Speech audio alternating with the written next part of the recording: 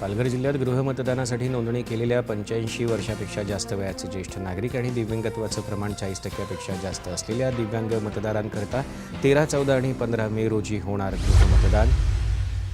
कोल्हापुरात शिरोली इथं यात्रेनिमित्त आयोजित बैलगाडी आणि घोडागाडी शर्यतीदरम्यान 2 व्यक्तींसह 4 घोडे जखमी.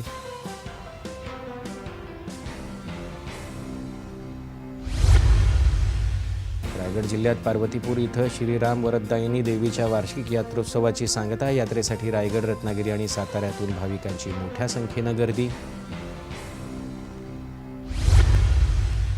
सीबीएसईच्या निकालात वाशिममधल्या हॅपी फेसेस शाळेनं कायम राखली 100% निकालाची परंपरा. सर्व 201 विद्यार्थी उत्तीर्ण, 24 विद्यार्थ्यांना 90%पेक्षा जास्त गुण.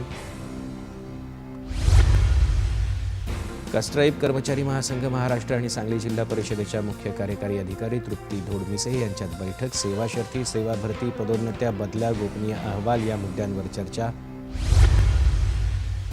सिंधुदुर्ग जिल्हा बँकेनं पार केला 3000 कोटी रुपयांच्या ठेवीचा टप्पा. महिलांसाठी नाविन्यपूर्ण कर्ज योजना आणणार असल्याची जिल्हा बँकेचे अध्यक्ष मनीष दळवी यांची माहिती.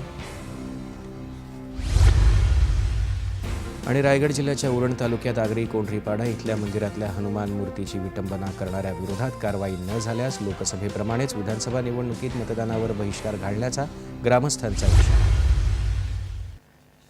आता वळूया पुढच्या बातम्या.